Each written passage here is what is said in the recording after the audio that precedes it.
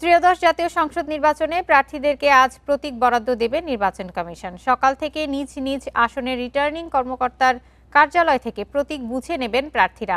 প্রতীক হাতে পাওয়ার পর কাল থেকে শুরু হবে আনুষ্ঠানিক নির্বাচন প্রচারণা।